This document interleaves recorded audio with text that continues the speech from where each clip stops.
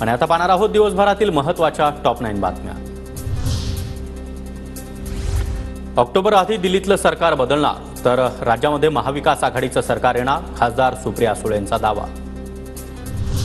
महाराष्ट्राच्या भल्याचा विचार न करणारे 3 कावळे, खासदार अमोल कोल्हेंचा महायुती सरकारवर निशाणा।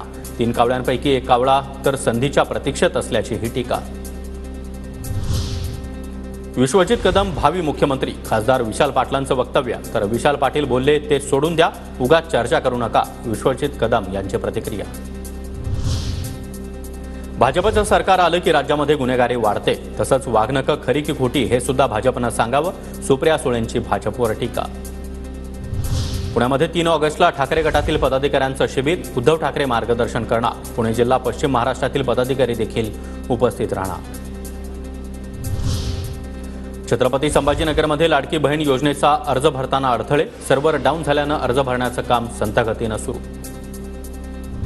नागपूरच्या शिरशी गावामध्ये लाडकी बहीण योजनेच्या कार्यक्रमामध्ये काँग्रेस कार्यकर्त्यांचा गोंधळ, भाजप नेत्यांचा आरोप, पोलिसात तक्रार दाखल। उत्तर प्रदेश बिहारमधून आलेल्या बाबांचा महाराष्ट्रामध्ये वावर वाढला, त्यांच्या कार्यक्रमातून अंधश्रद्धा पसरवली जाते, अनिशच्या डॉक्टर हमीद दाभोळकर यांचा दावा।